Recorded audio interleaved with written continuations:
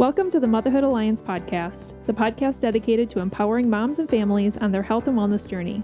I'm Brittany Suttner. And I'm Andrea Rankus. Together, we're here to explore holistic approaches that go beyond conventional medicine.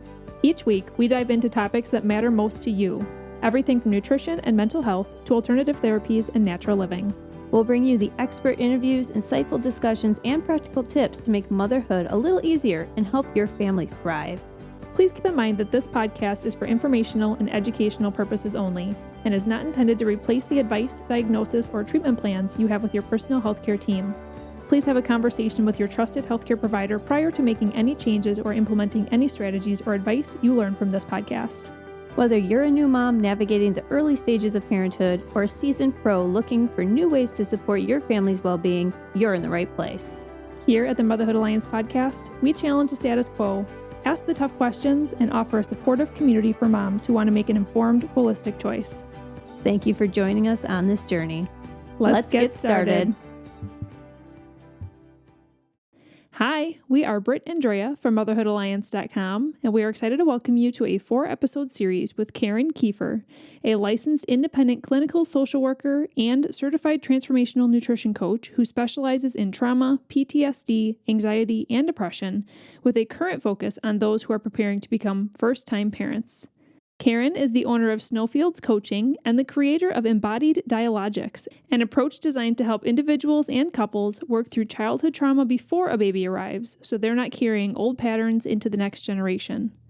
Her work is highly individualized and shaped by decades of experience in mental health systems, education, community development, and leadership. What makes Karen's perspective especially powerful is that it's grounded in lived experience. After navigating her own lifelong trauma and later a cancer diagnosis that prompted her to stop postponing the things that mattered most, she returned to school in her 50s to become a clinician and build the kind of support she wished had existed earlier in her life. We're really excited to share Karen's expertise and experience with you. Let's get started with today's conversation. Hey everyone, welcome back to the Motherhood Alliance podcast. We are here with Karen from Snowfields Coaching. We have really enjoyed our conversation, and it's just been really insightful, especially these last couple episodes, just talking about being a parent in today's society and just, dealing with the things that are internal to us and like how to really help our children navigate the world in a way that's going to be helpful for them. So in this episode, we're going to switch gears a little bit. So we're actually going to be talking about psychedelic therapies. First of all, let's talk about how did you come across psychedelic therapies? Has it been something that's been helpful for you? And then let's just talk about what it is. Let's see. I think it was around 2014. I went to the International Trauma Conference, and there was one scientists presenting papers about MDMA therapy for trauma. And I was like, what? MDMA. Okay. Yeah. Ecstasy. So it was like, does not compute. What? How would that possibly impact trauma? And who's allowing somebody to play with that? Yeah. And so that just really stuck with me. And I'm a person, I research, so I look at the paper, I look at all the citations of that paper, and I go discover, like, where did this come from? So I followed that for a little while, and it turns out it started becoming very popular, kind of a renaissance of psychedelics from the unregulated 60s to it becoming a controlled illegal substance. Well, many of them. And so it's you think of psychedelics as like having a hippie acid trip or something, but the therapeutic use of them is a very different thing to me. Now, I'm only going to talk about the way I approach this. There are so many other ways that people approach and use and think about psychedelics. There's been an underground movement for a long time because these substances have been illegal.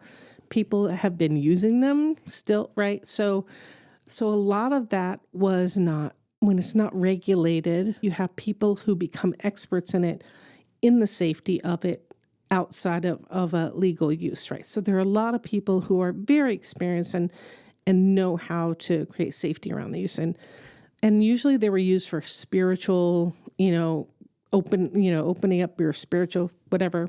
so many uses and religious uses from indigenous communities. I mean, it really came from that whole origin of people and their relationship in their spiritual life with these substances. So I do not come from that, and we all build on that. So I think it's really important to respect that knowledge of it. But as soon as it became like this resurgence, we have people in a lot of pain, very desperate, grabbing onto what can I do to get out of this pain, right? Oh, do ayahuasca. You can resolve all your trauma in this 1-week retreat. And people go and do that. And I think, some people have good results and some people, they spend a lot of money and it does nothing. So, and that's one thing that we're so conditioned to think, oh, if I take this pill, it will do this thing and solve this problem. We're conditioned to think that, right? And so if I do this, I'll have the same result as somebody else. And which is the same in terms of psychiatric medications. People say, oh, you got better. What drug did you take? I'm going to do the same thing. But going back to each individual system is so different. Our emotional development and wiring, but also our physiology. People respond so differently to the same substances in their body, whether that's food, medication, psychedelics, whatever. But when people want to get out of pain, they will try anything. Mm-hmm. And so this is what I feel like I see this being promoted all over even in forums like for mental health issues or any kind of depression, anxiety, there's always going to be someone, try this mushroom, I'll sell it to you or whatever, and it will solve all your problems. You see that all over the place. So what is your background personally then using psychedelics? So when I saw the research on this, just like this was the mode I was in, the research, where is this research leading? How can it be practical? So I just started learning about it. And there came to be, I think this was 2020. Well, no, before that I had done some trainings on specifically how to facilitate these ayahuasca things and how to create a space that's safe for whatever's going on with people. And that was the first therapeutic kind of one that I did because when people do these recreationally, they're not going to have the same experience as when it's focused therapeutically. When you say ayahuasca, what is that? It's a combination of two plant things developed in South America. So this is an actual therapy type? It's a psychedelic therapy? This is a substance people use for many purposes. And, a lot of it has been the spiritual thing or healing in general, so many ways that people kind of conceptualize that. But these psychedelics have been coming in, they're being researched, and so they're coming into the clinical world. And so I'm talking more about those clinical uses rather than the spiritual exploration. So in your experience and the research you were reading, what types of psychedelics were in that research? Mm-hmm. Is it like the mushroom type things? Is it like the ecstasy type thing? I don't even know what ecstasy is made out of. Are pretty much all of these psychedelics made from different herbs or plants and then changed to give different effects? Can you give us just like an understanding of what type of psychedelics you're talking about and then how are they produced? Yeah, so we have psilocybin mushrooms, magic mushrooms. That's a big one. MDMA, that is a chemical that's produced. So the mushroom is the mushroom. And I think over time, now if it's clinical and approved, it becomes a business. And so they're going to extract and do whatever they do to create a product. So you have MDMA, which is chemically produced. And is that ecstasy? Is that AKA ecstasy? Okay. I think so. Okay. I'm not that street aware of all these things. Okay. Some crime show came up and they were talking about a drug, and I'm like, I don't know what that is, and it turned out to be something I'm very familiar with, but just a different name. So MDMA and psilocybin were kind of the two big ones that had a lot of research. People are researching LSD. They're researching a bunch of other ones as well that cause the same kind of openness to change is what it really does, and including cannabis. So So I learned about ayahuasca. It wasn't something I was interested in doing, but it was the first thing that came to my attention as being available to explore these things, plant medicine. And then I did another one that was more clinically oriented towards ketamine.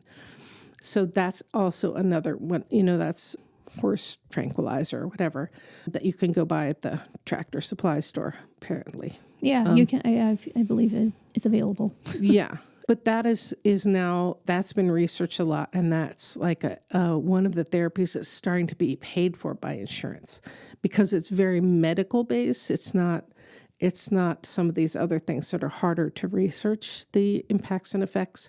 It was something that the drug itself was already approved for clinical uses, and it's something that a doctor or a nurse, somebody who prescribes drugs, can just set up a clinic and inject this without any kind of actual therapy. So I guess a question I have too is like with all of these different options, and you had mentioned like generally speaking, the point of them is to help with openness to change. Mm-hmm. Is that the purpose of these psychedelic therapies? And is that openness to change releasing trauma?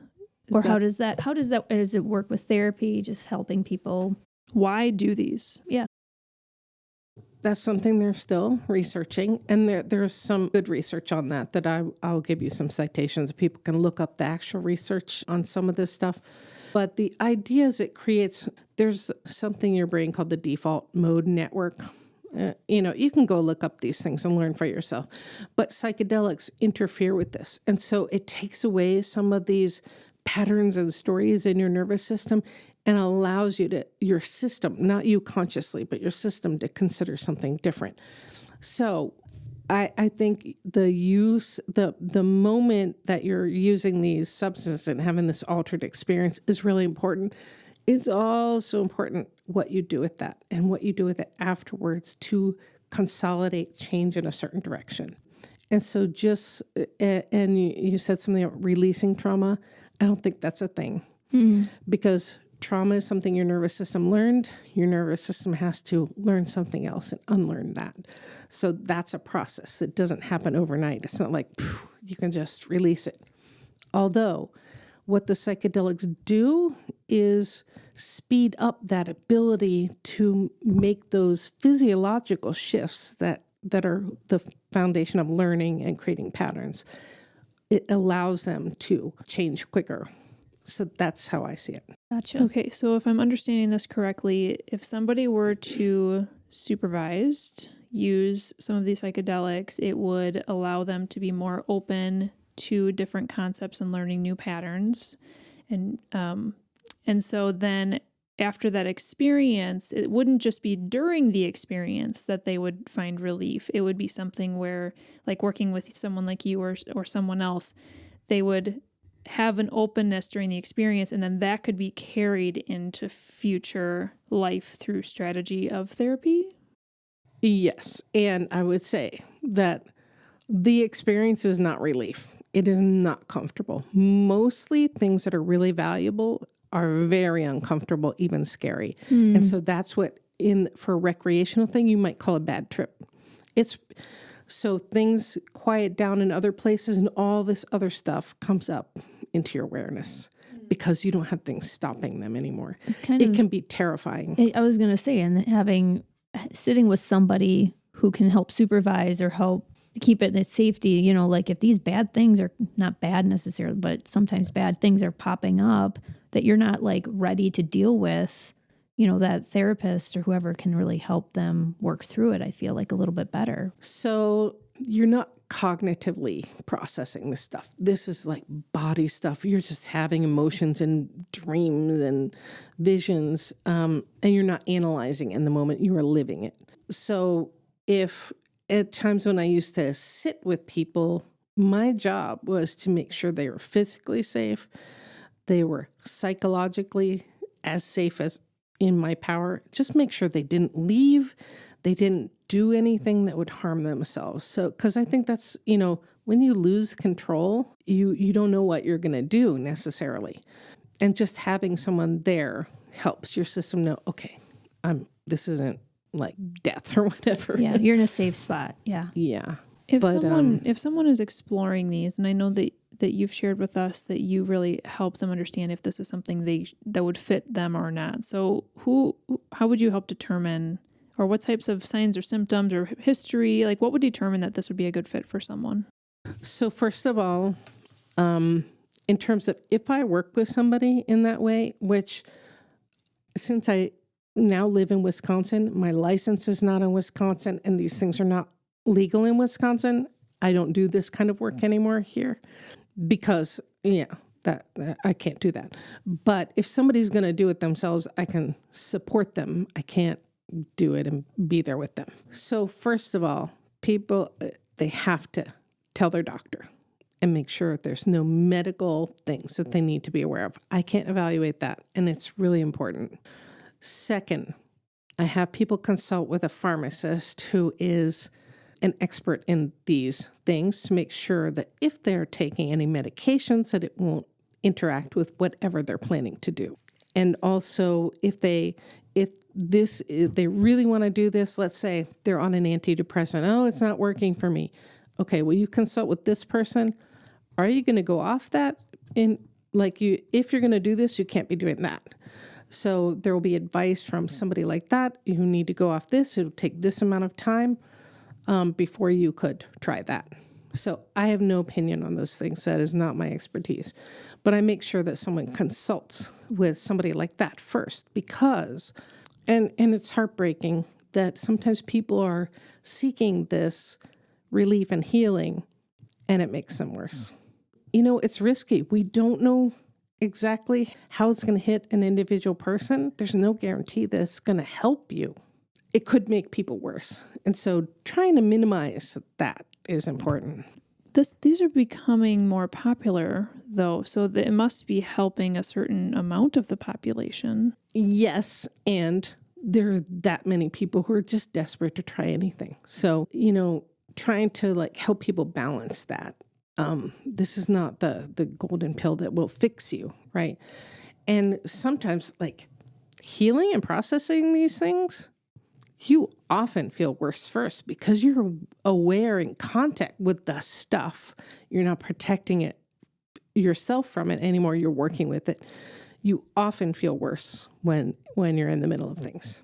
Is this something where if somebody wanted to try this and they're getting permission from their doctor and they're following the process, they would have an experience and then there would be some therapy after, and then they would do it again? Is this a multi-frequency thing? Is this a one-time thing? Does it really depend on the type of... It does. All these different drugs have different actions and mechanisms, and I think there's a sequence to them, ideally.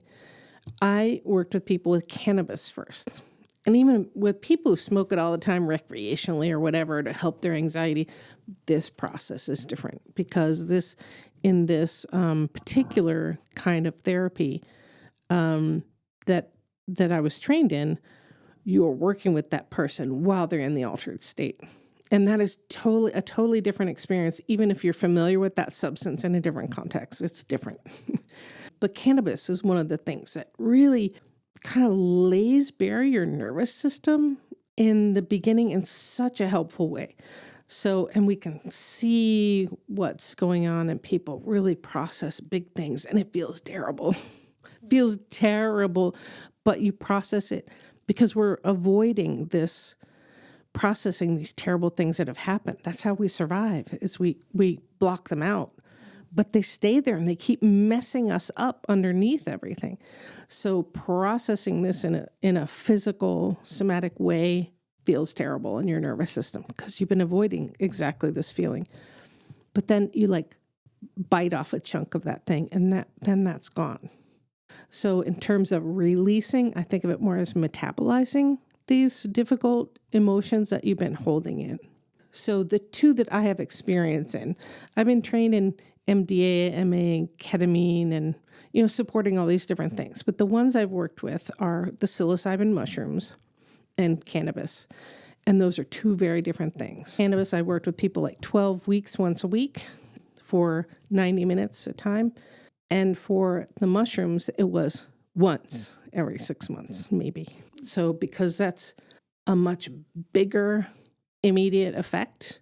And for me, when I was studying this, the research for psilocybin mushrooms is strongest to help people deal with a terminal diagnosis. This was before I had gotten diagnosed. But so a nurse friend of mine, we were going to work with families who were having, a person with a terminal illness, and they're all like trying to deal with this and work with the families and support that process. And I forget all the reasons why we couldn't do it. But then I was diagnosed with cancer. And that, it's one dose of the mushrooms transforms people's relationship to, looking at the end of their life. It's fascinating. It's really strong research. So I went for the things that have the strongest research base and that were practical for me. And so those two things I have done myself, and they have helped me. And I do think it's one of the reasons why I can move forward in my life with this cancer diagnosis. And I think I mentioned these have been some of the best years of my life because I'm not stuck in this fear mode about that. You have so much background, like we shared about in episode 1, of just different career fields, but then now you are a social worker. Like, you have a lot of therapy background, you have leadership background, you have all of these other tools in your tool belt, but you really feel like those experiences of these psychedelic therapies helped push beyond what general therapy or your other tools could have. Right. Because, I talk about the nervous system, and we know some things about it. We know some basics of how it operates. It is so sophisticated. There's so much going on in human beings that we do not understand. And so the psychedelics are acting on this in some way. I could never explain it. And there's some research on how each one kind of affects the brain and what's happening in that moment and why the effects last. There's some good research happening on this. But so much of it is unknown because we are so complex as beings. We're not complicated. We are complex. We will never understand it all. I'm just purely curious. Would you be able to share a little bit about your experience with the mushroom one? So my personal experience after having done it, I don't know, several times, it was terrible. Really horrible, hard, difficult, scary things until the last one. I think the last time I did it was like 2 years ago, and that was a totally different thing. So all of those really difficult experiences, I processed important things, even if I don't remember what they were. I mean, it's kind of like being in a dream. It can be scary, it can be disorienting, and there's some visual things that you see in certain stages of the trajectory of that, colors and kaleidoscopes and all the trippy, psychedelic art that you see. That can be part of your experience, or it can just be terrible, horrible, horror, fear feeling. But did you have like a trained therapist alongside you? And you said some of these, somebody would just sit with you and make sure you're safe, but some of these they can actually kind of help guide your experience. Was that your experience with this? Did you have any like guidance or a therapist there with you or anything? I didn't do that. I think because I had a lot of background, I'd done a bunch of work, that I wouldn't recommend that for most people. And I certainly wouldn't recommend doing them and going out and into the forest and having a wonderful time and listening to music like that. That's not what this process is. And I think the therapeutic mode, what they call in psychedelics, the set and setting of the context that you're doing the substance in, matters for what kind of experience you have. So if you're out with friends and you're in the forest, and it can be very pleasant, these things aren't necessarily going to come up. They might, right? And that would be the bad trip. But in a therapeutic way, you are confining your focus and your sensory stimuli to be internally focused. And that's where the stuff is. You came in there with a purpose. Exactly. And so that's where you're going to go. Exactly. Especially with you knowing that some ugly things are probably going to come up. Yeah. Yeah. And before, working with the psilocybin mushrooms, I had worked with the cannabis. So I had a feeling of what my system was like. And so I felt okay doing that. I'm not sure it's a great idea. You don't know, anybody could have some kind of medical issue or whatever. It's good to have eyes on you. So, but the last one that I did was amazing. And it was wonderful and beautiful and just amazing. I'll never forget the feeling. Did that symbolize that you had like a breakthrough? Maybe. Maybe. Yeah, but I think it reflects my underlying nervous system. So this was after I'd been through some cancer treatment. I'd had all these friends and family, people I hadn't heard of for a million years, all rally around me and support me. And that's what I felt in this particular experience, like the circle of people around me, layers and layers of faces of just pure love and supporting me. Oh, that's beautiful. And being able to rest in that and accept it and really feel it, it was amazing. And I think, if you're diagnosed with cancer tomorrow, everyone is going to feel that towards you. They're going to want to be there and support you. They don't know how, right? They don't know what they can do. They can't solve your problem, but they're emotionally with you. And I just really felt that. It was really clear. That feeling has stuck with me, and that realization. I mean, that about people, but like the really deep feeling of it has really stuck with me. I think where I still get confused is if somebody is stepping into trying one of these, you're sharing that you don't really know what type of experience they're going to have. But we're also talking about nervous system and some science behind this as well. And so if somebody is like you said, somebody who has a recent diagnosis or something really heavy, is their experience likely tied to the health of their nervous system and the underlying traumas and like the underlying state of themselves? Or is it completely unrelated? If somebody who has a very balanced nervous system and is overall, not stressed and then they try these, could they have an awful experience? Are these correlated at all? I think so. But humans have an amazing superpower of suppressing things. And so you could feel fine, appear to everyone like you're fine, you're regulated and well-adjusted on all that, and something could come out of the blue that your system has suppressed for whatever reason. Or, there's a whole spiritual dimension to this, that whole part of humans that, is a mystery. We can feel things that are in the world, too, that aren't us personally. We could have a horrible experience, like thinking about the fate of the world right now. If anybody let themselves go into that very far, that can overwhelm us. And it's not anything personal that ever, happened in our individual lives. So I think it's not just that. And I think it depends. It interacts with your beliefs and experiences in those realms as well of what your experience is going to be. So I think it's really unpredictable. And the more support and knowledge you have going into it, the better you'll be prepared and not be surprised about a really difficult experience that could be the most productive thing that ever happened to you, Yeah. And I think going in, if it's going to be difficult and you want healing, you want it to be difficult. And it takes courage to walk into that. That's a good point. Yeah. And so preparation. Interesting. Wow, this is definitely a whole new realm. So when you were helping with this and providing support in this is when you lived in Massachusetts? Yeah. Yeah. Mm-hmm. Okay. So it's very interesting to me to hear about these things being used in a controlled fashion. Right. I have zero education on it. So thanks for giving us a little bit of insight and sharing your experience with us. Thank you for all 4 of these episodes and sharing your story in episode 1, and just your passion for these parents to be in our, in our last 2 episodes as well. And then this was definitely a little out of this world. A little trippy. This episode was. And then also I will thank you in advance because I know you're going to share some resources that we can put in the show notes so people can do some more reading and education on this. Yep. So that's awesome.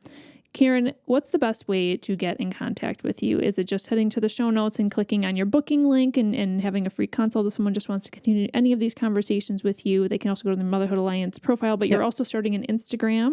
Yep. Okay. What is your handle on Instagram? It's Snowfields Coaching. Okay. And then do you have an email address as well? I do. It is yes, YES, at snowfieldscoaching.com. Perfect. Thank you, Karen, for sharing your experience and your insight in these episodes. We really enjoyed them. Thank you. If you enjoyed this episode, would you consider leaving a rating or review or sharing it directly with a friend who could benefit from the information? We know that you're a busy mom or caregiver, and our goal is to make your life easier by bringing tips and tricks directly from experts into your earbuds. By sharing this episode with someone you love, you can play a critical role in helping to make their life easier as well. We appreciate your time and thank you for being a part of the Motherhood Alliance family.